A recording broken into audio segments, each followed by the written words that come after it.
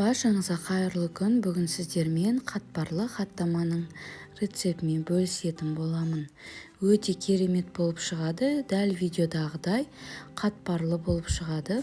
Өте оңай, үйдегі бар заттардан жасалатын керемет хаттаманың видеосын соңына дейін көріңіздер. Менің алға қойған мақсатым каналымдағы 1000 оқырманды 10 000 оқырманға дейін жеткізу. Сондықтан да жай ғана көріп кетпей каналыма тіркеліп кетуді ұмытпаңыздар. Хаттаманың тестасын дайындау үшін бізге ең алдымен 500 грамм су, 1 жұмыртқа, 1 ас қасық тұз бен 1100 грамм ұн керек.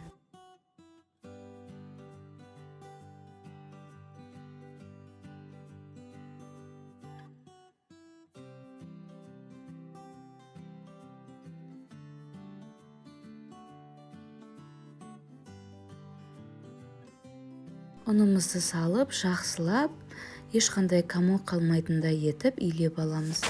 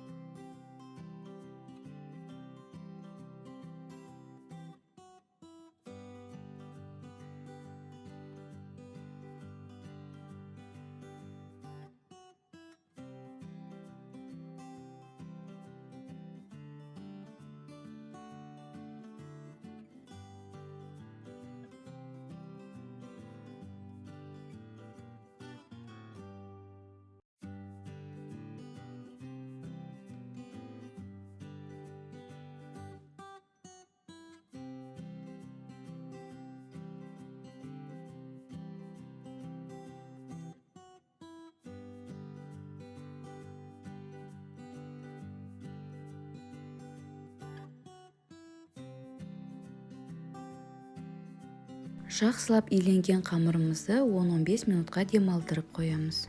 10-15 минуттан кейін тағы қайтара илейміз. Сонда бір керекі қамыр шығады. Дайын болған қамырымызды осылай таразының көмегімен өлшеп аламыз.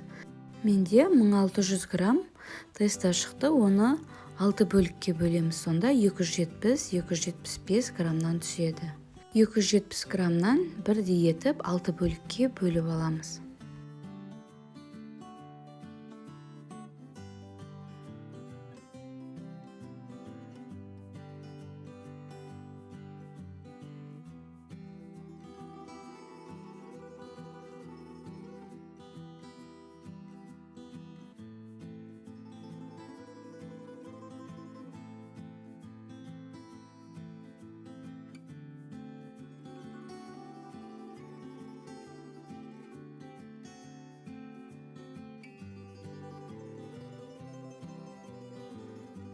Ұнның көмегімен бірінші қамырымызды жаямыз.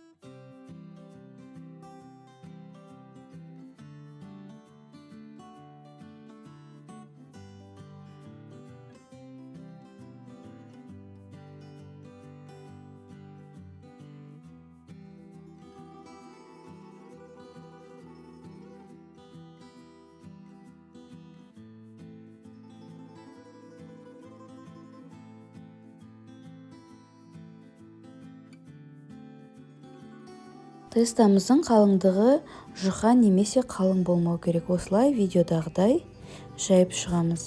6 тестаны қатарынан жайып алыңыздар дегім келеді, өйткені қазір арасына май жағып оқтаумен ораған кезде оқтауымыз май болып қалады. Келесі қамырдың жайылуы қиын болады. Сондықтан да 6 тестаны бірдей етіп, осылай домалақ етіп жайып алыңыздар. Одан кейін өздеріңізге оңайырақ болады. Енді 6 тестаның арасына 250-300 грамм аралығындағы маргарин керек. Мен Шедре Лето маргаринін қолданамын. Дәл видеодағыдай асықпай майды қамырдың барлық бөлігіне жағып шығамыз.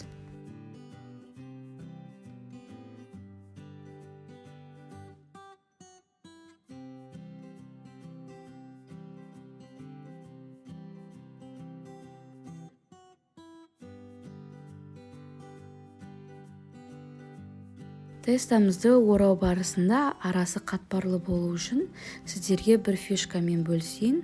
Осылай сары майды жағып болғаннан кейін арасына ұнды сеуіп шығамыз. Сонда хаттамамыз өте қатпарлы болып шығады. Майды жағып ұнды сеуіп болғаннан кейін оқтаумен жинақтаймыз қамырымызды. Және де оқтаумен ортасынан теңдей етіп бөлеміз.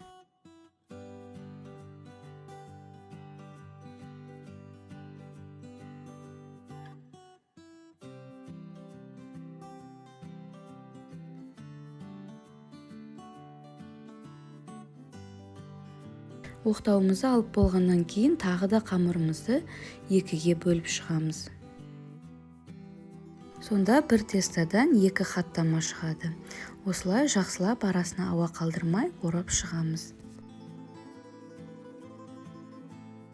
Көріп тұрғандарыңыздай қамырымыз өте қатпарлы болып шықты. 6 бөлек қамырымыздан 12 штук хаттама шығады.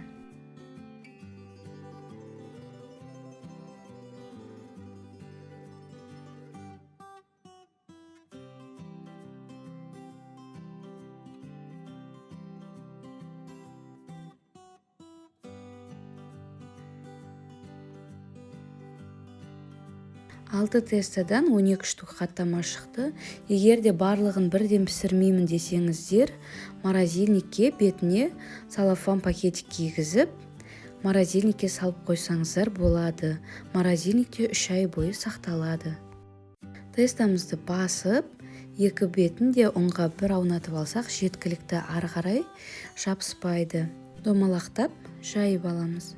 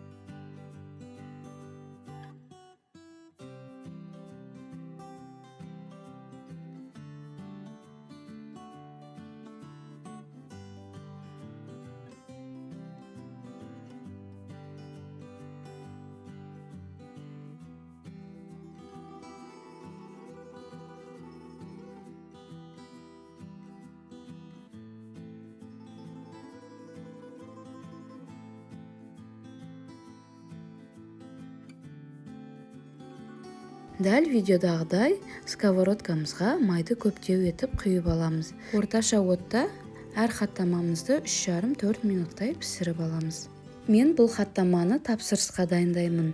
Менің әрбір клиентімнің көңілінен шығатын хаттаманың рецептімен бүгін сіздермен бөлісіп отырмын. Сондықтан да менің видеоларым сіздерге ұнаса, лайк басып, комментарий қалдырып, құрбыларыңызбен бөлісуді ұмытпаңыздар. Арнайы мастер-класстардан үйренгенмін.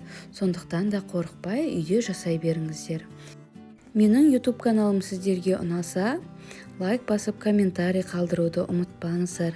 Каналыма тіркеліп алыңыздар. Күн сайын арнамда жаңа рецепттер, сіздермен бірге Тоғжанның асханасы.